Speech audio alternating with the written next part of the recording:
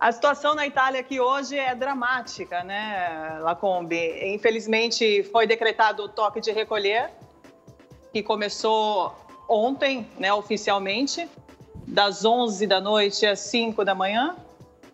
E os protestos já começaram, muitas pessoas começam, diferente da primeira onda que nós tivemos, que tinham medo, né? Agora as pessoas estão mais, além do medo, tem também a raiva, né? Porque muitas pessoas, os políticos principalmente, não fizeram o dever de casa e tiveram 7 meses para fazer e não fizeram. Amanda Silva. Silvio, pode ir. Vamos lá. Karina, eu queria te perguntar o seguinte, se aí na Itália e também em alguns países da Europa que estão adotando essa segunda onda de lockdown ou toque de recolher, na França também, por exemplo, né, das 21 horas até as 6 da manhã, algo até estranho, né, porque é como se à noite e na madrugada você não pega o vírus, né, e no momento em que a circulação é muito menor. Mas aqui no Brasil, por exemplo, nós estamos num momento de um certo debate politizado a respeito da obrigatoriedade ou não da vacina. Eu queria que você dissesse para a gente como é que o italiano ou o europeu está lidando com essa questão da obrigação ou não da vacina. Olha, Silvia, eu vou falar para você em relação à Itália, que é o que eu estou vivendo mais de perto, tá? Agora, a vacinação não é a salvação, como dizem muitos cientistas e muitos médicos que trabalham na linha de frente desse vírus. Até porque muitos deles dizem que o vírus ainda não foi isolado e que a vacina não tem a propriedade e os ingredientes conhecidos para se fazer essa vacina. Então, você pensa que a Itália é um país que nunca teve obrigatoriedade de vacinas, né? Agora que eles estão querendo aplicar a vacinação principalmente da gripe, da influenza, né? Que eles estão pesados investindo na vacina da influenza e mesmo assim toda a população não vai ter acesso. Então a vacina não é a salvação para muitos italianos, para muitos médicos. Até porque eles descobriram como tratar. Tanto que 95% desse grupo de infectados que acontece agora, que aumentou muito,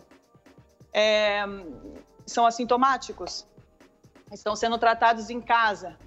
5% desenvolve uma forma mais agressiva.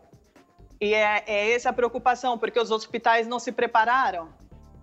Então, abriu o hospital de campanha novamente, na Feira de Milano, que foi feito por investimentos privados, né? Até Chiara Ferragni e Fedis, que são 2 influencers que fizeram uma campanha para arrecadar fundos para esse hospital, que foi fechado logo quando acabou a pandemia, não usaram ele direito e agora estão reabrindo esse hospital de campanha para colocar as pessoas que estão infectadas pelo Covid.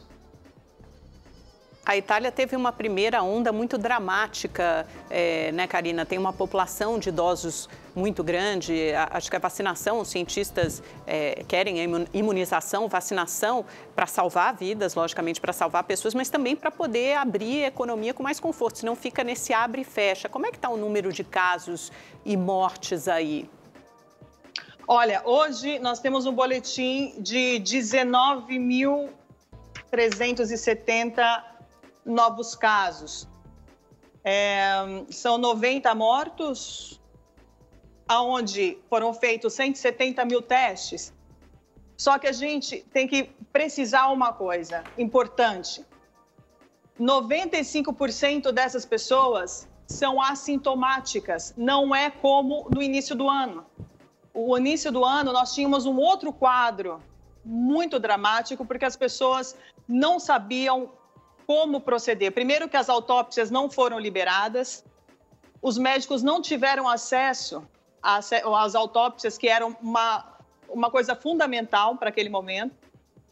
E muitos erros aconteceram, erros médicos. pessoas, os mais idosos nas casas de cura, foram infectados, onde esse grupo, que era um grupo de risco, que devia ter sido protegido, e não foi.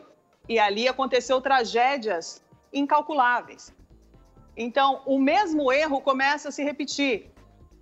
O que todo mundo diz, e o que os médicos dizem, é que a doença hoje, o vírus, ele é tratável.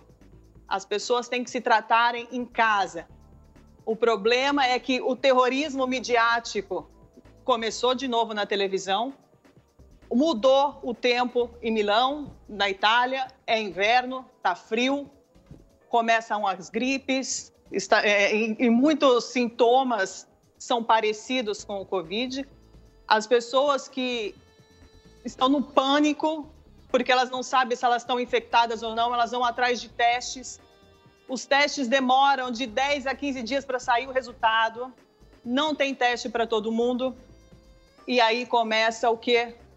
O terror. Karina, você tocou em dois pontos importantes. A vacina... Ontem eu estava entrevistando um médico sobre o assunto, ele disse, bom, um bolo demora 40 minutos para assar no forno. Mesmo que você coloque 10 cozinheiros na cozinha e monte a cozinha mais equipada, com todos os utensílios necessários, o bolo vai continuar demorando o mesmo tempo para ficar pronto. Quer dizer, você não tem muito como acelerar esse processo da vacina. Não tem por que a gente precipitar o uso dessa vacina se a gente não tem, como vemos na Europa, né, o número de casos aumentando, mas o número de mortos muito baixo. Se não me engano, está em torno de 10 vezes menos do que era no início.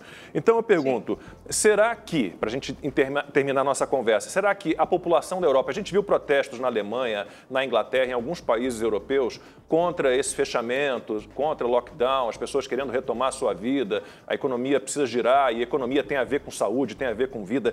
Você acha que pelo que você percebe na Itália especificamente, as pessoas...